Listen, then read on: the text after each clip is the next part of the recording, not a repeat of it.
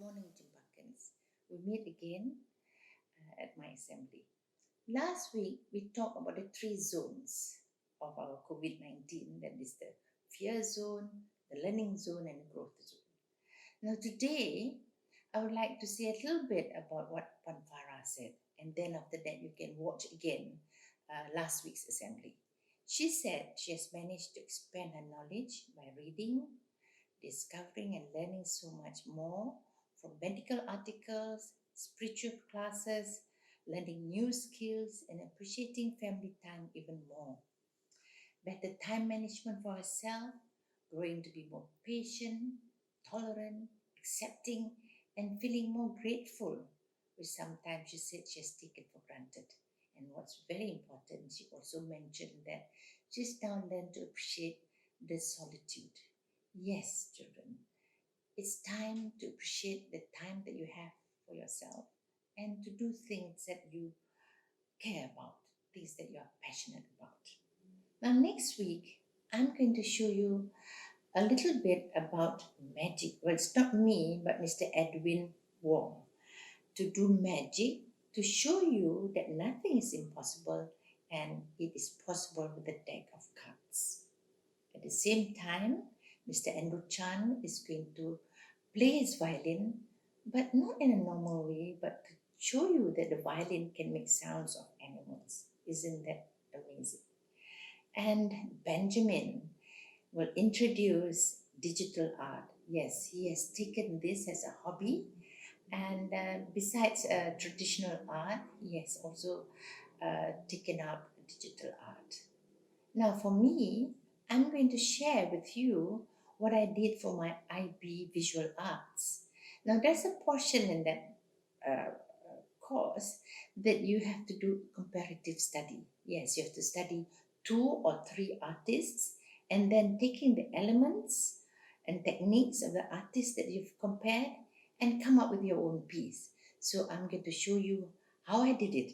And I studied Constable and Turner and came up with my own piece, taking the elements and techniques of these 2 artists. So until then, Cempakans, take care, keep safe, and smile. Goodbye.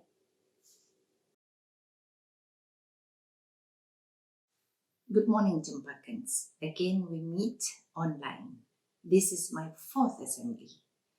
Remember last assembly, I asked you to pen down your thoughts on 3 zones: fears, learn, and growth. Okay, let's go through each zone. For fears, many of you actually wrote the same things.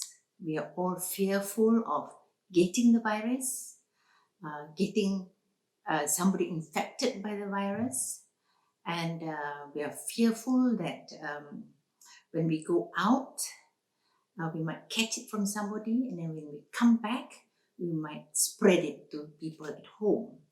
And many of us are fearful that older members of the family might get it. Your parents, your grandparents, and so on. So that's quite common in many of the replies I got. Well, Ilham mentioned that he's a bit worried, afraid that things will not be the same. Yes, we will not have the same normal as before. It's a new norm that we have to look at now. We cannot do things as how we did before, like for instance, showing love with hugs and kisses and the way we even greet one another, Now we cannot shake hands anymore. So there are other ways that we have to learn to show how much we care for other people. Maybe a kind word, maybe a smile, so that sort of thing.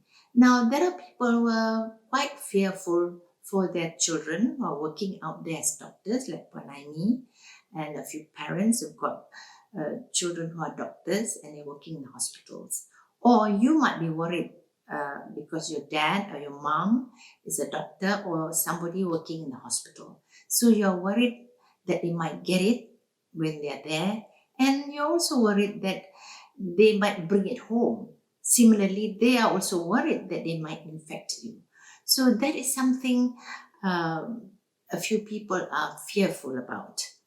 Now, I would like to touch on what Dr. Barry said. He's an expatriate.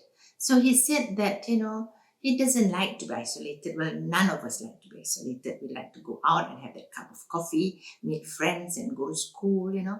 And then he said that, like for every Easter, he will go back to Australia to be with his family, but he couldn't do it this time. And then, all the airports are closed. Planes cannot leave Malaysia and planes cannot land in Malaysia. So that is something that he was concerned about. But what he said it really attracted me, and I'd like to mention this. He said that we are not really in a fearful situation. We need not fear the situation that we're in now. And I agree with him, because whatever we are afraid of, we can do something about it. We can stop the spread of this virus, and we will not get it if we do not go out, and if people practice social distancing, and if we wash our hands regularly, then we will not spread the virus. So there's nothing to be fearful about. What Dr. Barry said is, this is a very sad situation. Yes, it is sad. Sad because we cannot go to school, we cannot meet our friends, we cannot visit, you cannot visit your grandparents, and grandparents cannot see their grandchildren, and we are not free to go anywhere and do whatever we want to do. So it's a bit sad. But I think let's look at the positive things. Let's be positive about everything, and then maybe it can mitigate that sense of sadness, and we can bring a little bit of joy in our lives. So no need to be afraid of, no need to be fearful, children. Now let's go into the learning zone.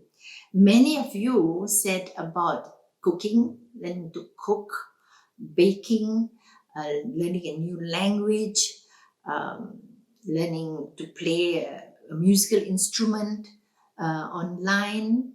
And Dominic from Cheras, he's got something different. He said that he's doing some prints on cloth later on to make his own designs. I think that is wonderful. I would like to have a look when he comes back, and I'm looking forward to see the designs that he's done on the cloth, the prints that he has done. So that's something different. And Dr. Barry mentioned about relearning Latin. Yes, that's very good, because Latin is very useful if you are going to do medicine or you're going to read law, because you see, in law, things have to be very precise, and Latin is a very precise language. And you read law, there'll be lots of words and phrases in Latin. So that could be useful, and you can learn that online as well. So we are very lucky, actually. We have internet now, and there's technology. You can visit museums, you can go to concerts, just going online. You can learn so many things on YouTube. And I'm learning Mandarin, and hopefully when we get back to school, I can give a short assembly in Mandarin.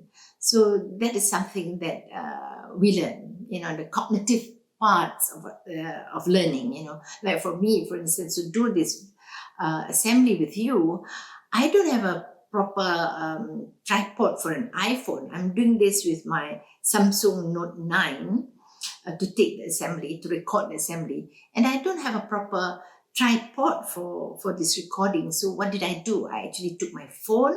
I've got a tripod, normal for other cameras. So what did I do? I actually propped my phone on top of the tripod and put a duct tape around it. And sometimes it's difficult because it's not stable. And so I learned to sort of put the duct tape properly so that it will not slide. Otherwise, while I'm talking, my head will disappear. So that's something that I learned to do. Most probably after this, I should get a tripod for my phone and do a better job at it. So that's what I've learned, besides, reading and doing certain things at home, even cooking and learning a few things on YouTube. Now, I think that is the cognitive part of what we learn. But there is something that's deeper that we learn. we learn to appreciate what it means to connect with other people, isn't it? We learn to appreciate that, we play a very important role in society, that we learn personal hygiene, we learn to care about people, we learn to be concerned about people. And if you don't hear from our friends or from members of the family, you will call them. And maybe during this time, during the MCO, we actually connect more with people around us, our friends and family members, more, I think.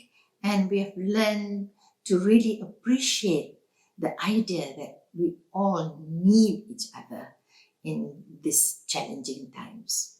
So, it is something that is really amazing.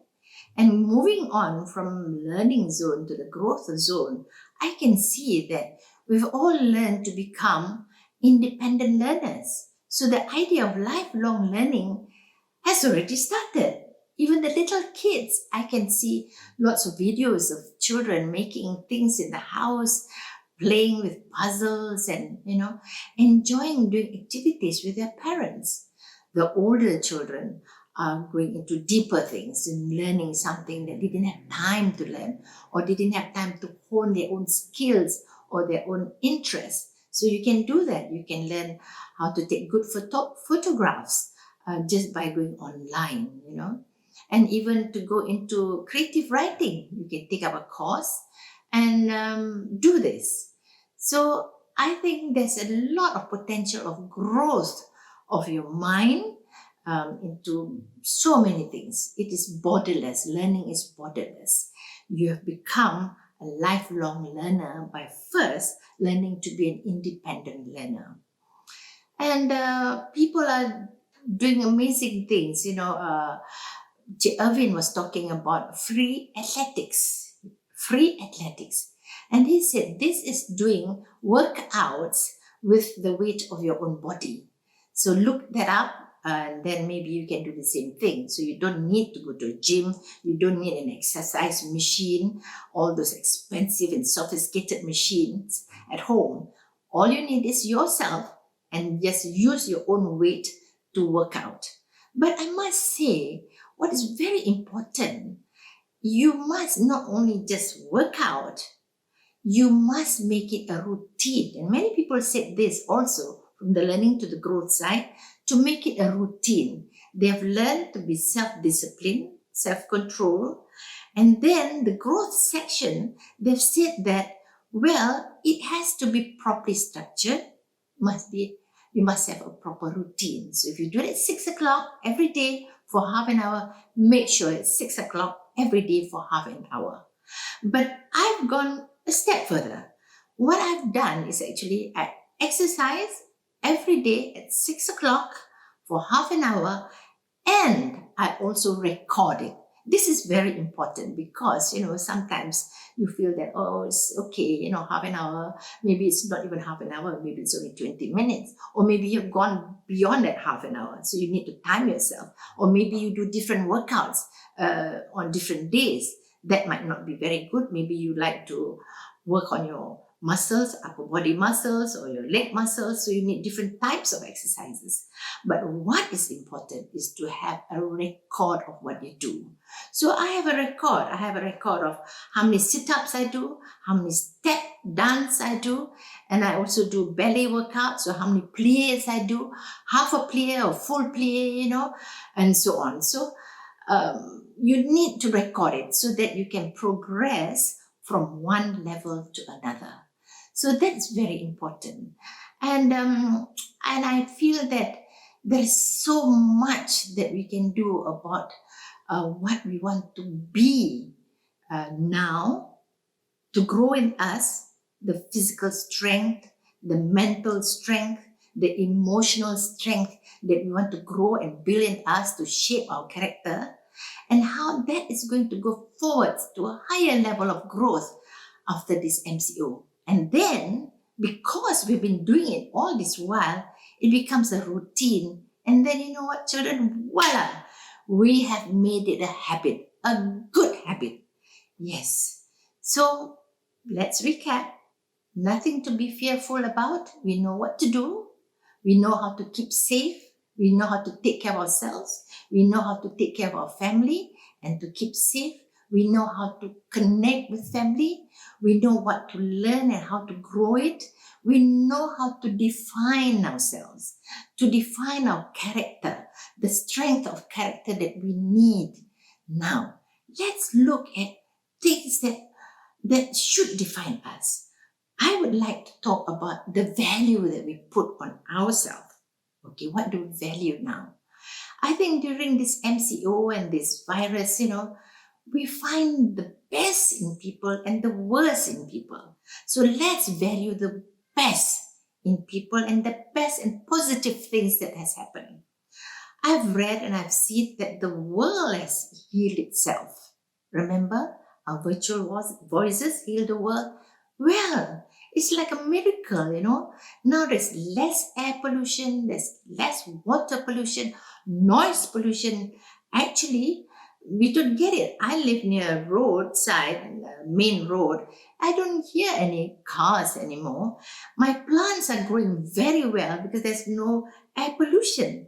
And now apparently you can see fish in the canals in Venice, and our rivers are clean, lakes are clean, and things are growing very well. So there you are. Maybe with this virus, we have to a certain extent stop global warming. So that's the positive side of this virus. So we have a new world to look forward to, a new adventure to go to experience.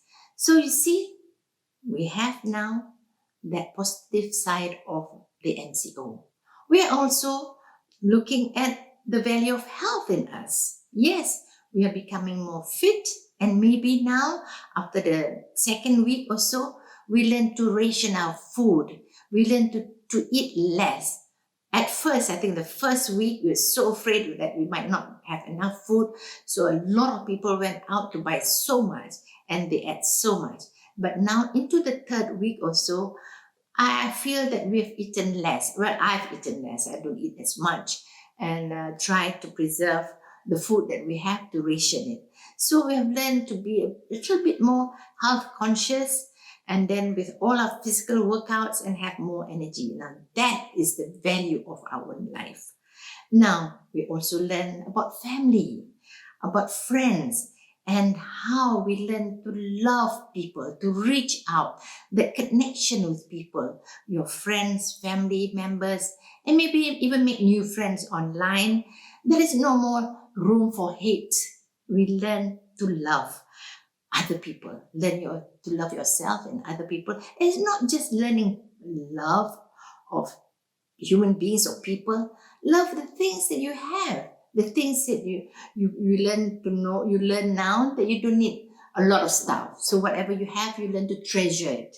You learn to love your work, and you have learned to love your work because you have put in a lot of time on your work now, and you find it is so interesting. It is an eye opener, and you learn to love it. So continue with that. Now we need to have a sense of gratitude. Yes, a deep sense of gratitude. God bless all of us. You can just imagine how difficult it is for many people in the world going through these really, really challenging times. But we are blessed, and we must always feel grateful that, there's always something to say thank you for. Always be happy and grateful whatever you get. Now, it's not only what you get. You have to show some kindness. And you know what? If you practice this, trust me, you will feel good at giving something. Giving a piece of yourself. It's not talking about giving money or stuff. But if you can't go out there and help, maybe some money would help other people to do the things that you cannot do. But most of the time, think about giving yourself, giving your own service, yourself, even making up your room. That is being kind to the people who always make up your room for you, doing something, doing some cooking for a change. So people who cooks in the house may take a rest and you do the cooking, clean the house together. So that is being kind to other people. And that, I tell you, you feel good when you do that, you know. And then another thing that's very important is integrity. If you have integrity, it means that you're doing something good, even if nobody's looking.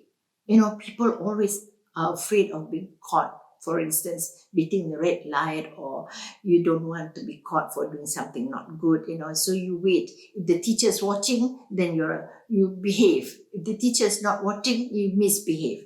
Adults also sometimes like that. You know, you drive a car when there's no policeman, you don't put on your belt, or you beat the red lights, you know. But if you have integrity, what does it mean?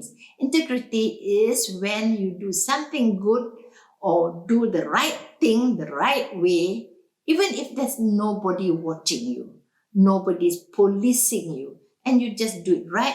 And you know what? You feel good because it is your nature to be good. And if you do it all the time, mindful of it, there is no more, you don't have that, you will develop a very clear conscience. You know, you have a clear conscience deep inside you to say that, look, this is not good for me and not good for other people. So, there you are.